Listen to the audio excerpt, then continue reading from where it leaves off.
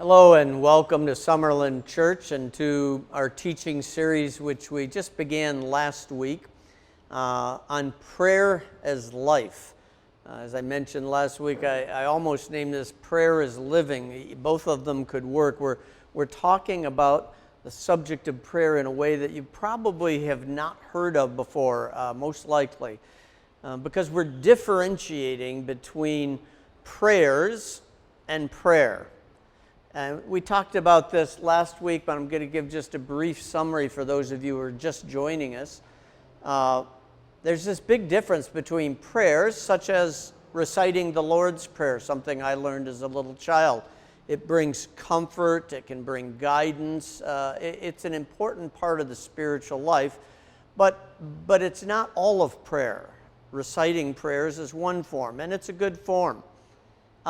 Having conversational prayer where you just talk from your heart to God, to the Spirit, to Jesus. You just unburden yourself to God and you're basically sharing your thoughts with God and maybe listening a little bit, but most of us, it's pretty much centered on our concerns. That's important. We're told to tell God every detail of our needs in earnest and thankful prayer. So those are prayers, with an S on the end, but we're really looking at prayer. It's like the whole pie is prayer, and prayers are just a small sliver of the pie, important as they are.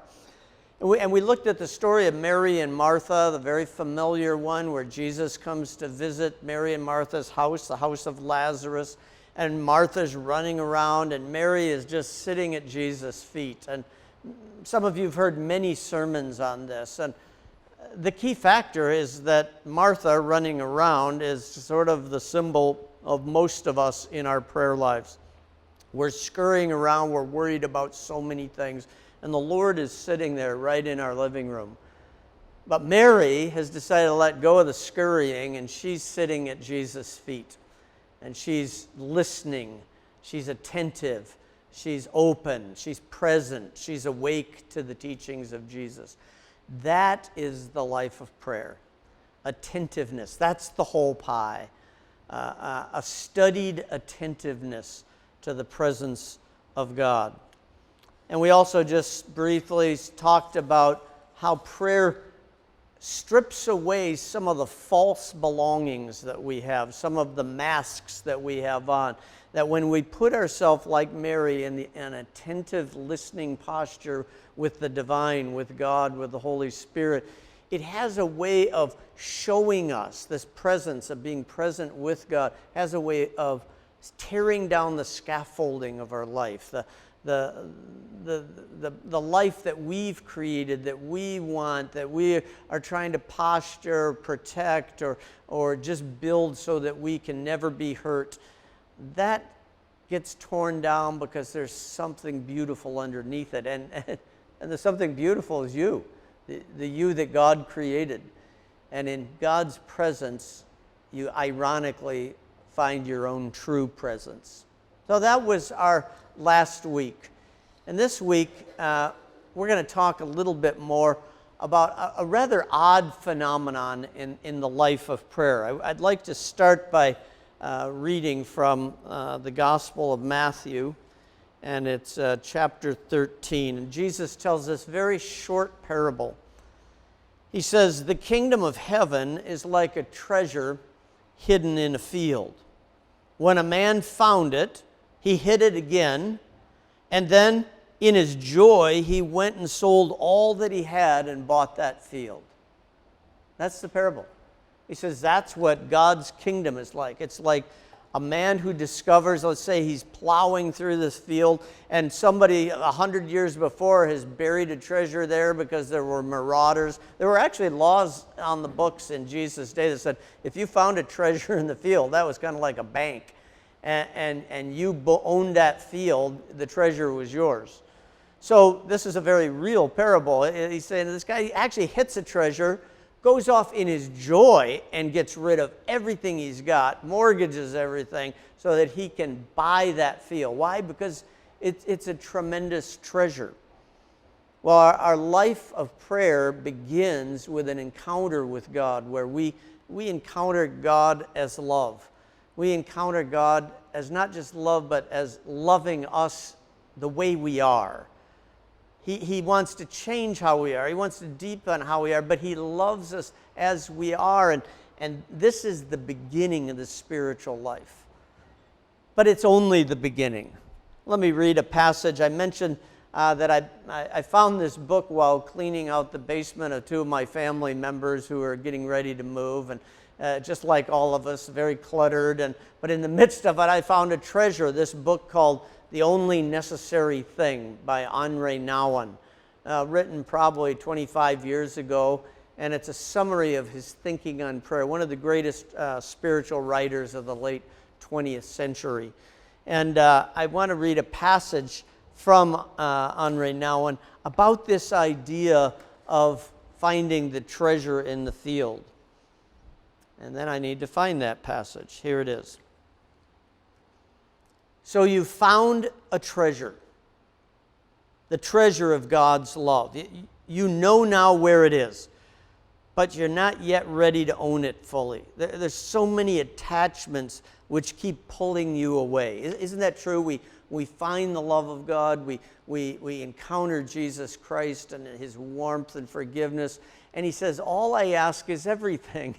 And we're not quite ready, but we want the encounter. We want the forgiveness. We want the love. And we begin a halting relationship with Him. But our attachments, the things that are false belongings, as I mentioned, that hold our attentions, they could be fears, they could be grudges, they could be anger, resentment, anxiety, you name it, the material goods, a career, a loss, all kinds of attachments hold us from really owning the love of God.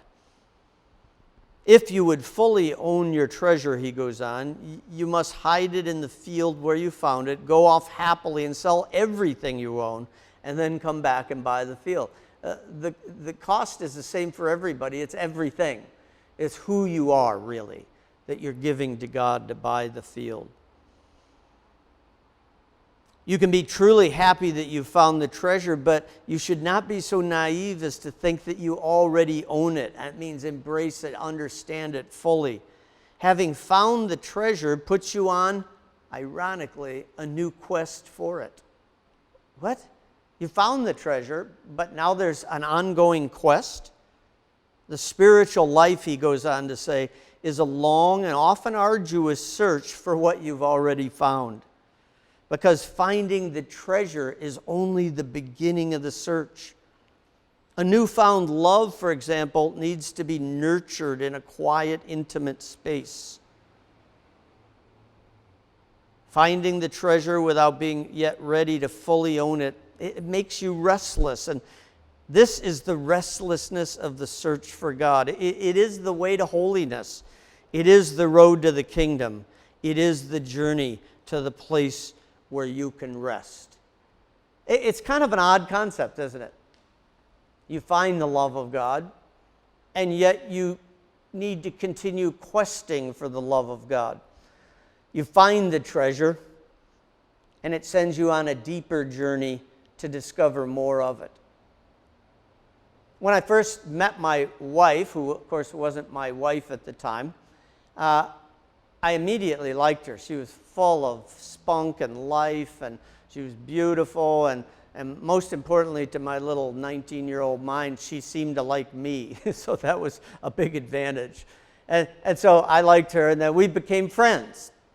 And then the friendship, because we both had a spiritual life, became a deeply bonded friendship. And then the sparks of love began to fly, and romance bloomed, and then there was engagement, and then there was marriage, and now 51 years later, many children and grandchildren later, many houses, many jobs later, we have this deepened relationship. But she's still a mystery to me. I'm still trying to figure her out. Every time I think I'm getting to know her, I find out there's more to know. You see, relationships work that way. I found the treasure the first moment I met her in the parking lot of my college where I was going, and we went to a picnic for a Christian youth organization. I found the treasure right there, but it sent me on a lifelong quest I'm still on to discover the full beauty of that treasure. Now, if she's still mysterious to me now after 51 years, and she's simply a human being, imagine what it would be like to start a relationship with God. God will always be mysterious. God will always be more than what you have figured out or think. God will not be a predictable partner because God is God, and God is way beyond our imaginings. In fact, with God and your journey in prayer with God, remember we're defining prayer, the large pie part of prayer, as attentiveness to the voice of God. When I say voice, I don't just mean audible, but to the movement of God, to what God is doing all around you and in you. Prayer, a life of prayer, is this developed habit of careful attentiveness to the God who's the Father of Jesus, and to that God who is in your heart and all around you. We're meant to discover God more fully within us and all around us. And the irony is, God's not absent. We're way more absent than God in this relationship. God is showing up everywhere, but we've got our eyes closed, or we're asleep, or we're distracted. Or a squirrel ran by, you need to go like this, and God's right here in your living room, but you're thinking about, oh my word, we got to get the pot roast in for the dinner. We're Martha instead of Mary. So this life of prayer is an adventure. I want to read another quote from this book, which I hope you'll get, because lots of the thinking in this book, which I read 25, 30 years ago, and I've read it several times, but like I said, I just rediscovered it and am rereading it. I realized what a great impact it's had on my life. Even though I'd forgotten all the details, it created a pathway for me, and I hope it will for you. I love this thought that if we're in the adventure of a life of prayer, it means that we're noticing God all around us and deeply within us. This journey of attentiveness is an inside journey and an outside journey. You've heard me say, if you've been listening to my teachings, using a quote from Dr. Finley, that we are meant to be in our life present, open, and awake. Honestly, if you forget everything else in this teaching, remember those three words and ponder them. Because that is a life of attentiveness. To be present, be where you are, because if you aren't where you are where you aren't. I mean, be present. That's a lot harder than it sounds, because we're thinking about the future, we're concerned about the past, we're seldom living in the present, and God seems to show up most in the present.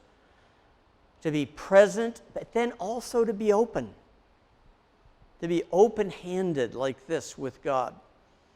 To not let God be the one that we're closed off to, because we have this view of God, yet God is completely breaking out of the mold which we were given. We need to be open to the true God, the Father of Jesus, the Spirit.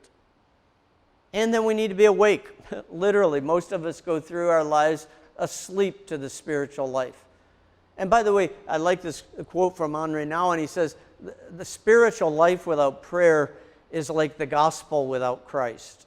It just makes no sense. You can't have a deep spiritual life without a life of prayer. Not just saying prayers, not just conversing with God, but having communion with God all the time, hopefully. That's really tough, but the more you practice it, you realize you can be present with God while you're driving to work. You can be present with God as brother Lawrence said in The Practice of the Presence of God, you can be as present to God washing dishes as you can in the church taking communion.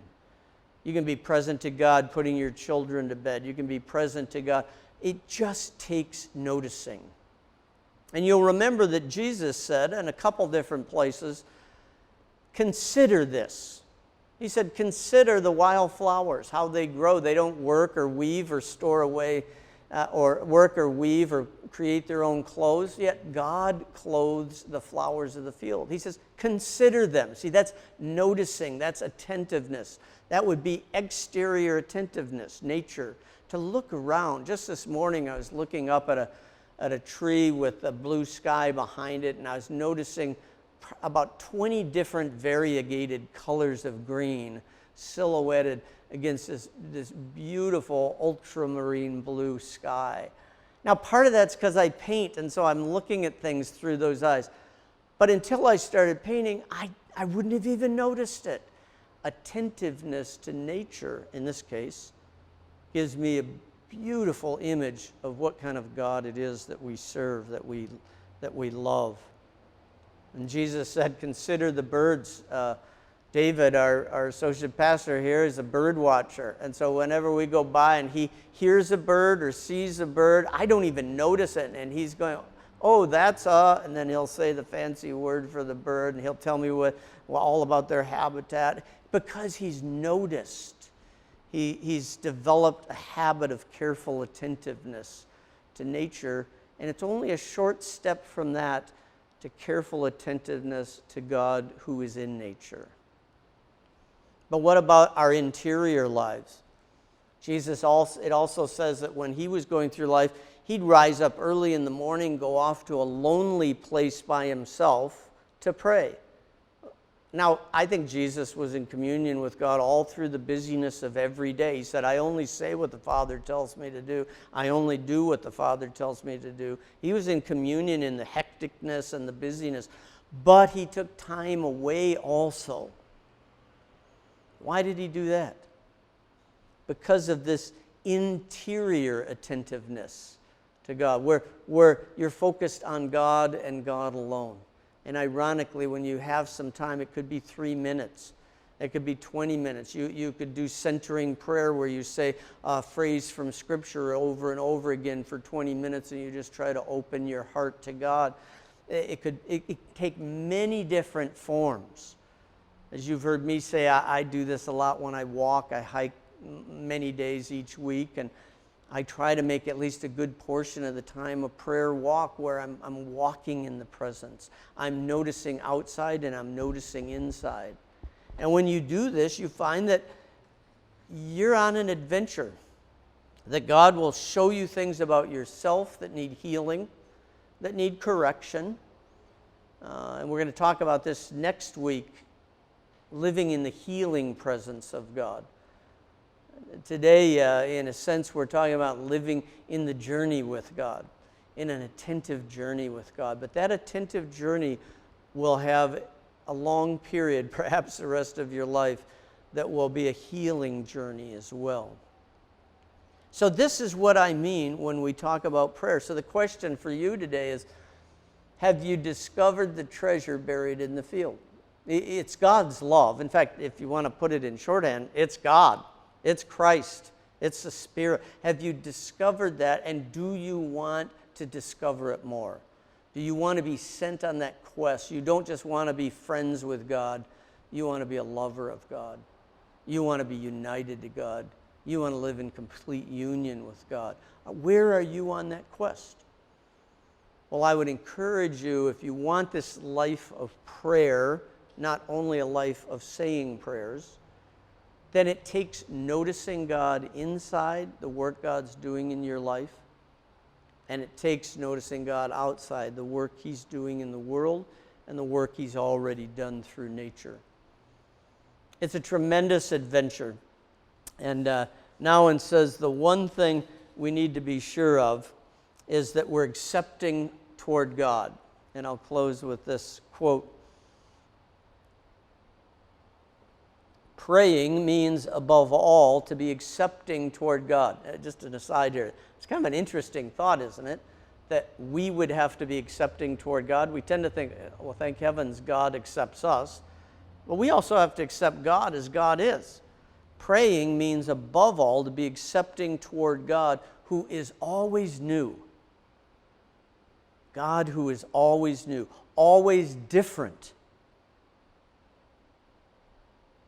We need an open acceptance, the open acceptance of prayer in the face of an ever new God, and this makes us free. In prayer, we're constantly on the way. We're constantly on a pilgrimage.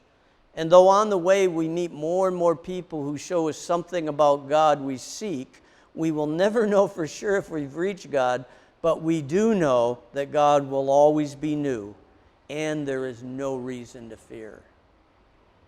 It's a quest that goes on and on and on. We feel like we know God here, like I knew Linda in the parking lot, and I knew her 20 years ago, and I know her now in a much deeper way.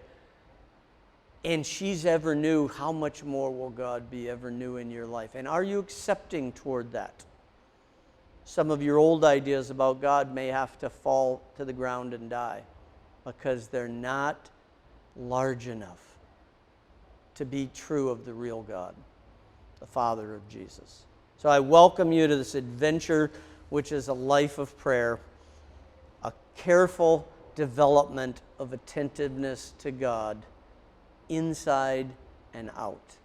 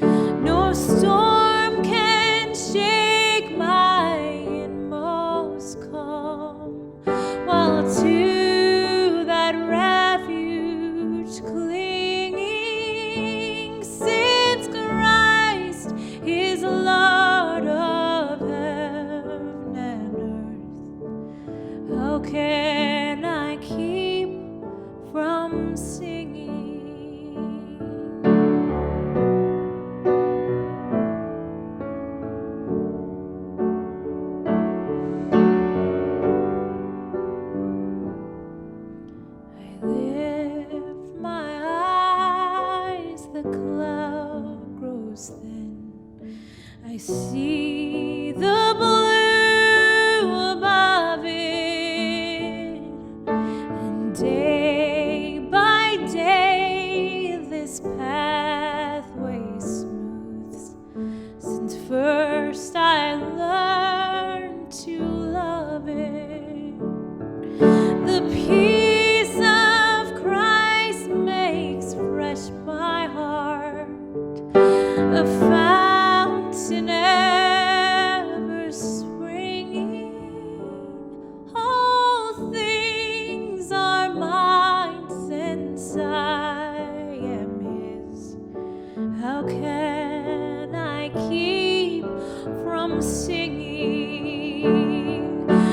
storm can shake my inmost calm, while to that refuge clinging, since Christ is Lord of heaven and earth, how can I keep from singing?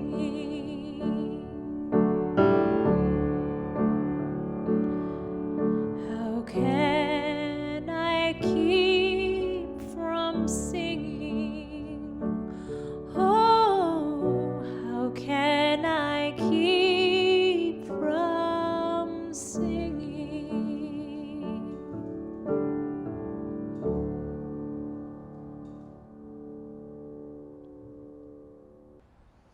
I want to share a very exciting piece of news with those of you who live here in the Santa Barbara area and are part of our living community. I know many of you are watching this from other parts of the country and world, but for those of you living here, very good news.